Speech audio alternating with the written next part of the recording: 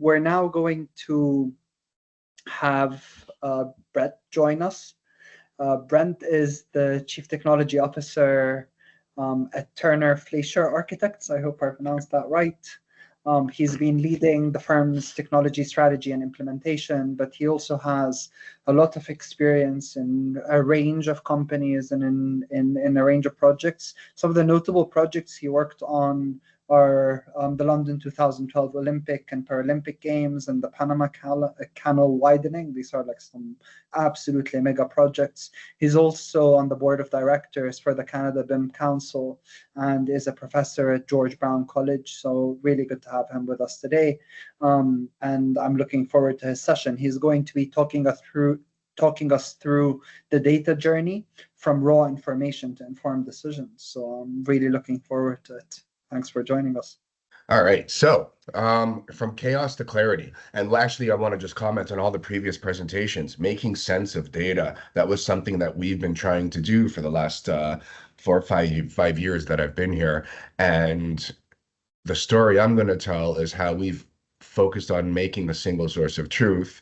For me, I call it empowering us to make our data dance. And if I can make my data dance, I can do anything I want with it, which in this example will be the creation of our digital twin.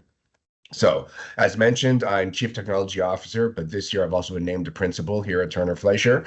So I'm a member of the partnership, and we're just going to be driving this company to make some data-driven, amazing awesomeness in the years to come.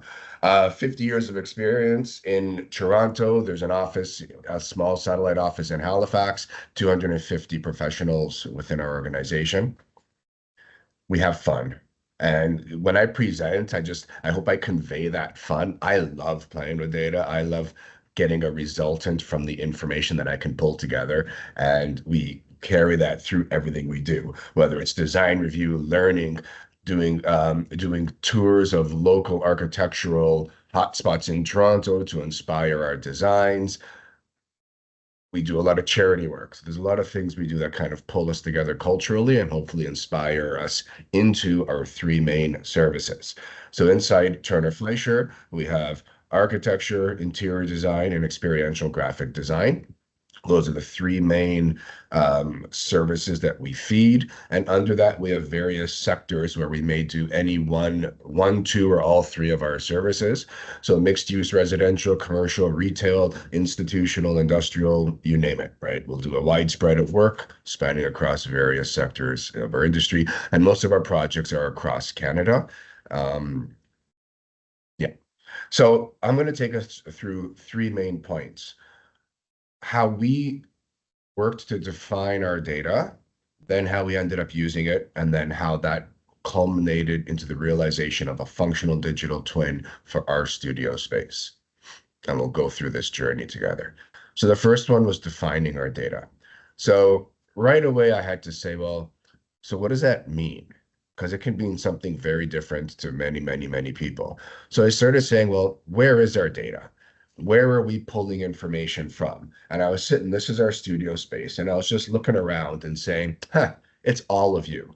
Doesn't matter what the system is, take away the technology, take away the processes. The data is coming from somebody's head through a piece of technology to an output station, to an output location. And I'm here as Chief Technology Officer. I'm supposed to know how that works, bring it all together, remove any duplication, make it all jive, and get to some sort of an output. So it was quite a challenge, but understanding that the true data sources are our people primarily. I'll get to the actual technological sources, but this is our source. So I had to pull them all together. Then it was like, okay, so what are you doing? You have Excels, you have systems. So what's out there? So we have obviously a set up SQL database, try to rationalize our data that comes in, several SQL databases actually, but they all kind of work together. We have an ERP, which is very robust, and it's called Uninet. So if anybody's is on Uninet AE or have heard of it, it's powerful, but it's like Deltek, BST, you name it, an ERP is an ERP, right? The point is that when there's data in there, that's where it goes in, and that's where I have to leverage it from. We've got our BIM models, our BIM. So Revit is our BIM authoring tool.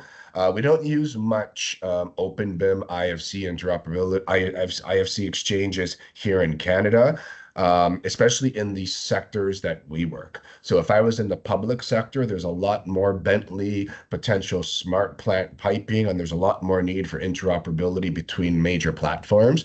But in the private sector, where we do retail, high-rise residential, et cetera, it's all predominantly Revit, but conveying the most important concept that Revit is just a piece of software and only software. You're making a database, and every single thing you put in there is a speck of data that should not be duplicated and should be able to be leveraged across the ecosystem. And that's my BIM soapbox when I teach at George Brown. That BIM is not Revit is probably the biggest thing I press. We then have ACC. So with Revit, with being in the Autodesk ecosystem, of course, we got into ACC, and that's pretty powerful. So the level of automation that comes just with the platform, it's impressive. But with that automation is a whole nother collection of information. We have M365. We have what we call an app server. So really that's just an internal custom Linux server upon which we build our applications and our custom widgets, which I'll talk about in a moment. And we have IoT sensors. So this obviously leads into the digital twin discussion. So when we looked around our studio, we said we want to start to understand performance. And this started 6 years ago, actually, before I was at TF. The first sensor it was starting to collect information, and we grew that since. So how do we visualize? 10 years ago, I jumped on the Power BI train, and I loved it. I think it was, for me, it was career changing. And as Power BI has grown over the last decade, I've just become more and more excited with it. So obviously, simple pie graph, but you can do so much with Power BI. You can slice, dice, hook, change, manipulate. You can code. You can do, you name it. I love it. Just give me a data source. As long as Power BI can pull it in, I can have fun with it. So great. What do I do with it? I have a visualizer. I have a whole bunch of data. So when we're pulling our information together, our mission is to optimize project workflows, analyze our financial data, and that's a big one. Empowering our project teams down to the project manager to understand the impact of every single hour going into the project. Track software usage, hardware usage, etc. Examine our support, and then create digital twins. So if I had 3 hours to present, I would dive deep into every single one of these, but I'm only going to hit a couple of them because I know I only have 20, 25 minutes here. The other thing in our organization is we don't view operational teams as overhead. So in my history, it's always, you want to hire a design technologist, overhead one, a knowledge manager, overhead. No, we look at operations as foundational support that lifts up our ability to do our projects. So the efforts that I've done were in conjunction with my digital practice team, my director of finance, and our director of knowledge management. And the work with the ERP, a system that's run by finance, breaking that wall between design technology and the finance department was so super powerful. So our single source of truth, that's what I got out of all of us working together. And it allowed us to explore these 4 aspects. So step 1 was what's in the ERP. So Uninet, it's not the prettiest of software, but what data is there? There's a lot of stuff. Project info, timesheets, expense sheets, vendor info, so clients, consultants, etc. Purchase records, vendor is consultant, client info, project accountants, analyze the data. And I want it all. There's specs of information in all of those pieces. I go into Revit, I enter the project name. I go into a tracker, I enter the project manager's name. There's information all over the place. Who worked on a project? I have timesheets, I have the person name, I have the project name. None of that should be repeated. All of that should be leveraged. So when we're using our data, we started to say, okay, what are some of the things that we can do? And back in 2022, we had a big problem in Turner Fleischer where you would just send emails for various things and nothing would be tracked, understood, etc. So if I have a request about my project, all my information is here. Project manager, project name, project number, etc. So we said, instead of just starting an email saying, hey, for project 21018 I need A, B, and C. Boom, send it. It's lost. It's in the email ecosystem somewhere. Nope. We built an HTML forms interface that pulled the data from the ERP and then populated a MySQL database with the information I'm requesting. So this bottom one, for example, I'm requesting a hold of $557. That would get lost in an email, but now it's captured in a database tied to the project number. And once I have the project number as the hook and the project manager requesting as the hook, now suddenly I have everything I need to know about both the requester from the ERP ecosystem and the project from the ERP ecosystem. And everything is bound, never lost. And then, of course, we track the statuses so we can do notifications if you don't approve it quick enough, reminders, etc., all built into an online system. So once we did that, we said, okay, this is kind of cool.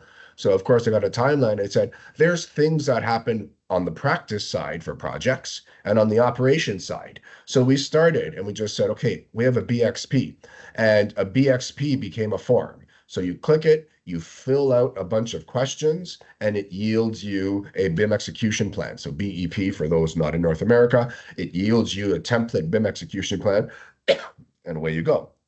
And then we just kept going on and on. Anything that we would request through an email that required some form of approval, review and approval, we started making forms. And as they became more comfortable and comfortable, more and more came. So May 2024, that was kind of the last collection we did.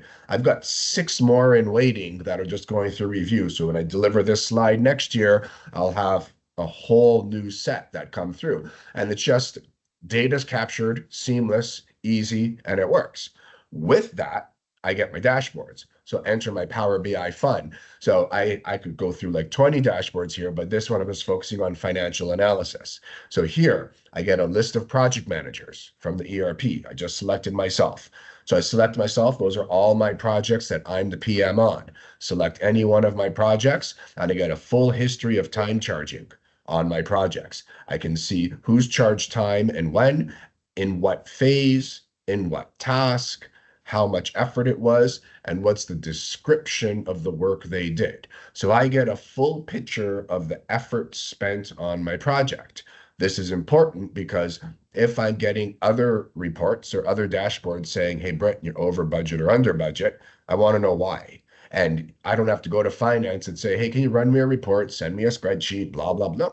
It's here, always present, always available, and everybody has access to it.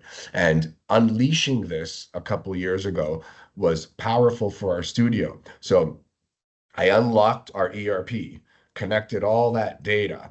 So turn on financial data, I'm able to see if a project has a positive variance, a negative variance. So how much have we billed versus spent? It's powerful, it's live, it's from the ERP, and it's in a visual interface that makes sense to architects and interior designers. And then we said, you know what? I can make an application. So I love when jobs, I got an app, there's an app for that. Weekly scheduler. Our ERP was not good at scheduling. So we said, well, let's just make an app. That top part, pull in all the people data and all the project data, give me a list of projects, and every single week, our managers and project managers can enter who's going to work on what project. And this has all been a custom-made application, rolled out a year ago this month. Now, 12 months later, I've got 52 weeks of planned hour data. And that is so powerful because now I can look at 52 weeks of what you thought was going to happen and 52 weeks of actual effort. And I can see the quality of our planned versus our executed hours. The other thing that's beneficial here, the previous Power BI, I can see all the spend on my project.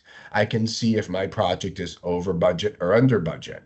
And I can see, hey, you know what? I've got 100 hours remaining. Here I'm showing that you can copy hours as well from previous weeks. But imagine I have just 100 hours left. I go into here and somebody put 200 hours on my project for the coming week. I got a problem. and I can address it right away. We can control what projects are visible here. So we have thousands of projects, but if only hundreds are active in the coming 2 weeks, that's what we'll work against. So very customizable. Our project coordinators really administer the look and feel of what projects are available. The ERP provides all the data, connects it. Somebody's live, somebody's new, somebody leaves. It all gets updated right away. It's seamless and it's really, really fun. We're now working on a fee calculator. So the idea here was remove this grossly insane VBA-based Excel spreadsheet. Come into an app, I select a phase, I pick my scope. So this is what we're going to do, how many meetings we're going to have, etc. So again, it's about scope and budget based on my schedule. Scope, schedule, budget. So here I've identified the scope of my project. And now I have the ability to enter the hours that I believe will be needed for that phase. So based on all of our roles, so that the top part, the horizontal of the matrix, those are all the roles pulled in from our ERP, all of our billing rates pulled in from the ERP, and I'm able to enter hours that I believe are required to meet the scope of my project. Once I enter all those hours, then this table at the top here shows me, okay, your raw on the left is your hours at 100%, and then grow to more, earning more profit to the left. I enter in a fee, I can enter notes, I can enter a description, I can view my consultant's fees, so I enter them all together, and then it gives me an overall summary of everything ready to be plugged into a fee proposal that we then deliver to the client with architectural fees, consultant fees, etc. This is a 100% custom app. We are on the verge of rollout. Development of this has been quite a big one because not only did we have to take the insanity of the Excel spreadsheets and turn it into an app, but then we had to also enhance our process and our workflows as we got to it. Okay, so that's making my data dance. How do I now realize my digital twin? So the critical thing with the digital twin, and I stress it, again, digital twin is not BIM, just like BIM is not Revit. So representation of physical object or system, enabling real-time monitoring, analysis, and simulation to optimize performance, facilitate decision-making. That's a digital twin. If it's not doing that, if it's a digital record, it's not a digital twin. You make an awesome model and you give it to me, here you go, owner. Great, not a digital twin. So our digital twin, BIM data, spatial data, and asset all pulled together. And we said, well, what better place to make it than our own studio? So when the pandemic hit, we did a full renovation of our studio, started with plans and models, your typical thing. And then we were able to pull this all together into a digital twin. So why did we choose to create a digital twin? Well, once we moved in after the pandemic, I asked our facility manager who sits in my digital team, what do you do, right? And these are the things he described: swag, coffee machines, fire extinguishers, gym equipment, walls, video walls, sensors, movement desks. There's a bike rack, a generator. I said, yeah, that's nothing of what we were actually designing as architects and interior designers, but these are the things that draws his time every single day. And then I'm like, okay, great. So what about them? And this is all he gets. So I need a system to help with all of these items. And if I'm able to save minutes, seconds, trying to address one of these with the use of the digital twin, that's great. So it's too hot or too cold. Well, can't I just look somewhere and quickly see how it's going? Then I would know, right? So I said, okay, let's make this digital twin of our space and pull all this stuff together. So my CEO said, Brent, your aspirations are insane. That's great. Focus. So he did spaces, wellness, and assets. If I, again, had like an hour, 2-hour time slot, I dive into each 3 of these, but I'm only going to dive into wellness today because I want to touch on our IoT sensors. So how did we digital twin? First, we had to pick a system. So we explored a bunch out there. Some are costly, some are less costly. Autodesk, Bentley, Nementschek. There's a lot of awesome ones. Ecodomus I worked with in the past, Archibus. If you're around global audience, you probably heard them all. We went with Tandem. And for one of the simplest reasons, one facility, we were already on Autodesk, 0 price tag. So that was a very easy sell to the partnership because I wasn't a partner at the time. And again, it's Autodesk familiarity. So the Forge engine, same engine as Navisworks, Revit on the web. So it's all good. Benefits, ACC connection, just point, boom, and I'm in tandem. Access is M360, M365 governed, so very easy. I was able to add links to asset information and inventory data, inventory catalogs. So that was good. I can pick a shelf and link to an inventory catalog, various views, which I'll show in a moment. And one of the most critical is the connection to the IoT streams. So if we dive into wellness, and that's the only one I'll take us through here quickly, we did a little design competition inside. We said, hey, we've got to hold these sensors because we bought these Arduino sensors, literally 2 dangling chipboards, $5 off of Amazon, $10. They look like crap. So we had 6 teams. It was pretty cool. We got together. We said we'll pick one, but of course, all 6 had cool stuff. So we amalgamated all the designs into one, made a prototype. Boom, we're good. We took these sensors, we placed them all around our studio, and they're all collecting this information. Some collect some collect all of this, some collect only temperature, humidity, pressure, etc. So when collecting the information, the Arduino sensors send a message every 5 minutes to our Linux server, MQTT listener and broker, grabs the information, timestamps it, throws it on a SQL database, and I've got a SQL database of sensor readings dating back to 2020 when we got the first one to test. Nobody wants to look at SQL. I get it. So Power BI, rock on. I pointed to SQL, and I can now manipulate and look through the information. And this was huge for me because I can look at any timestamp, I can pick temperature, humidity, pressure, and I can see what's happening across the entire studio in data format. I can focus on a specific room and see, did something specific happen? So here often we'll look at the front lobby. So when you come in, why was there a temperature drop? Was the door left open? Why is it so erratic in the IT room? Do they have servers, too many servers running? The lunchroom, when this happened, we actually had to cool the space for an event and it actually cooled. So that worked out great. And then what I want to show here is particulate matter. So for those who live in North America, and you remember 2 summers ago, there were the forest fires in the West. So I did this video in November of that year. So when I go back the 3-4 months, you'll see the spike. So that's July 2023.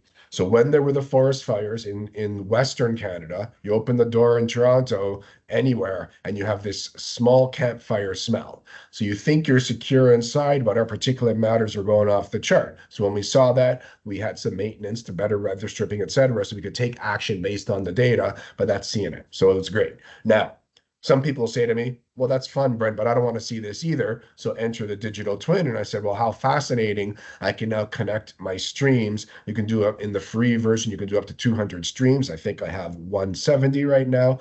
And every single morning when I open my Chrome, this pops up first. And I just want to see, this is a summer view. The last 3 months, it's been mostly blue from temperature, but it's doing its thing. And I always say, I'm not concerned if the reading says 25 Celsius, but it's actually 24. It's the trend that I'm mostly concerned with. What's hotter and colder relative to each other? And is the trend consistent so that I can analyze and make appropriate decisions? So this is just one example of how we've completely redefined how we interact with our space, seeing live temperature grabs from our IoT sensors to be able to see 14 days of history of the streams within the digital twin. It's just been very powerful. And then the last piece here, it's a 3D viewer, right? So you can drive around our digital twin like you would any other gaming control. So this opens up different possibilities. So by selection of the view here, what the colorized components are the ones that contain a link to an online asset resource. So I'm able to control what you see, and this view is a 3D view with an identification of assets that contain a link in the online world. So it allows you to walk around, see the item you want, click, find, etc. And obviously, some people who are into this type of view, this resonates really, really well. For others, it's a learning curve. But what I like about this interaction is that we're in a design firm, right? Everybody uses Rev. We're exclusively a Revit shop for us. So driving through a model is not something new. It's just something we do. So that allows us to be pretty nimble on what it takes to onboard a system like this, because we do this for clashes, we do this for full BIM review, client interaction, etc. So now you're using it to find information on the assets. We have a gym space. If something's not working in the gym, go to the twin, click. You don't have to know where the manual is. You don't have to try to find it. You have full access to it. So obviously, though it's leaping over to a SharePoint site. So instead of trying to embed the documents in tandem, we have SharePoint for an online document library curated by our facility manager and then accessible by links via all of these assets. And if I clicked on an inventory one, we have an inventory catalog as well for stationery, etc. But again, it's the physical and the virtual come together. It's a representation, accurate, and it gets me to the information that we need. So what are some of the ways we've used our digital twin? Temp balancing, coffee machine adjustment, my favorite one, I love a coffee machine, treadmills, seat assignments, so looking at the planning of our people, etc., and upcoming maintenance. And that's the one of the big items that we're looking at next. Those are all the roof units, and we've started to build data points for preventative maintenance. And as Tandem grows, one of the service requests have been to provide notifications for upcoming maintenance based on information input. So when the next date comes, which is, it was in November, but get notified, make sure it's booked, and then update the data when it actually happens. And then I could keep track of the maintenance information for these regular preventative assets. And that's all I had.